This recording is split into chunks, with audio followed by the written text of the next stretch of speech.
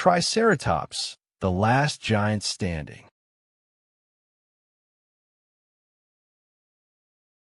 Cold open. Hook. 66 million years ago, the world was dying. Volcanoes darkened the skies. Seas were rising. Predators ruled the land. And yet, one massive creature stood unshaken. It didn't hunt. It didn't run. It faced danger head-on. 3 horns, a shield of bone, a body built like a tank. But here's the question. Was Triceratops truly strong enough to survive the end of the world? The world of Triceratops. Meet Triceratops, one of the last non-avian dinosaurs to walk the earth. It lived in what is now Western North America. Warm floodplains, dense forests, and wide river systems stretching across an ancient landmass called Laramidia. This was not a peaceful paradise. It was a battlefield ecosystem. Every day was survival. And Triceratops was not small, up to 30 feet long, weighing as much as a modern elephant, sometimes more, but size alone doesn't guarantee survival. So what made this dinosaur different? Built like a fortress, its skull alone could reach 8 feet long, one of the largest skulls of any land animal ever discovered. 2 massive brow horns, 1 shorter nose horn, and a solid frill of bone protecting the neck. This wasn't decoration. This was armor. Fossils show healed puncture wounds on skulls, proof that these horns were used in real combat. And that leads to the next mystery. Who, or what, was powerful enough to challenge a living tank? The ultimate rival, enter Tyrannosaurus rex, the apex predator of its time, with a bite force stronger than any land animal in history. Fossils tell a violent story. Triceratops bones bear tooth marks matching T-Rex. Some show signs of healing. That means these battles weren't always fatal. Picture it. A 7-ton predator charging. A horned giant lowering its head. Impact. But here's the twist. Some scientists believe adult Triceratops may have been too dangerous for even T-Rex to attack alone. So how did it defend itself so effectively? The defensive strategy Triceratops wasn't built for speed. It was built for stability. Strong, pillar-like legs. Low center of gravity. Forward-facing horns perfect for countercharging. Think modern rhinoceros, but larger. Heavier. Deadlier.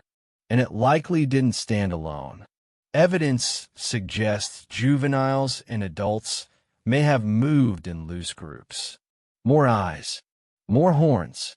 More survival. But predators weren't the only threat. Nature itself was changing. What did it eat? Triceratops was a strict herbivore. Its beak could shear through tough vegetation like giant ferns, cycads, and low shrubs. Behind that beak were hundreds of teeth arranged in dental batteries, constantly replacing themselves. It fed low to the ground. But here's something fascinating. As flowering plants spread during the late Cretaceous, ecosystems shifted. Food sources changed. Competition increased. Even giants can starve. So how did young Triceratops survive in such a dangerous world? Raising the next generation Triceratops began life small. No massive horns. No towering frill. Juveniles looked almost like different species. As they grew, their skull shape transformed dramatically. The frill expanded. The horns curved forward. This suggests something important. Those horns weren't just weapons. They were signals. For dominance. For mating. For intimidation. And fossilized injuries on skulls suggest males fought each other, possibly for territory or mates. Which raises another question. Was Triceratops aggressive? Temperament. Gentle giant or fierce defender? Despite its fearsome appearance, Triceratops was not a predator. But that doesn't mean it was peaceful. Like modern bison or rhinos, it was likely calm until threatened. Then it became explosive. Territorial males may have clashed violently. A single well-placed horn strike could pierce flesh, even break bone. It wasn't evil. It wasn't savage. It was survival instinct. And then came the greatest challenge of all. The day the sky fell 66 million years ago, an asteroid struck near what is now Mexico's Yucatan Peninsula. The impact triggered global wildfires, tsunamis, dust clouds that blocked sunlight for months, maybe years. Plants died. Food chains collapsed. Large animals needed constant calories. Without vegetation, even Triceratops could not endure. This wasn't a battle it could fight. No horns could stop winter without sunlight. And one by one, the giants disappeared. Rediscovery millions of years later, in 1887, paleontologist Othniel Charles Marsh described the first Triceratops fossils. At first, he thought the horn belonged to an ancient bison. He was wrong. What he had uncovered was one of the most iconic dinosaurs in history.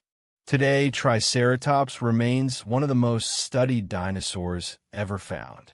More fossils of it have been discovered than almost any other large dinosaur. Why? Because it thrived right till the very end. Closing emotional hook, Triceratops was not the fastest, not the smartest, not the most terrifying predator, but it was resilient. For millions of years, it stood its ground in a brutal world. And even when the planet changed forever, its story survived. The last giant of the dinosaur age. Triceratops,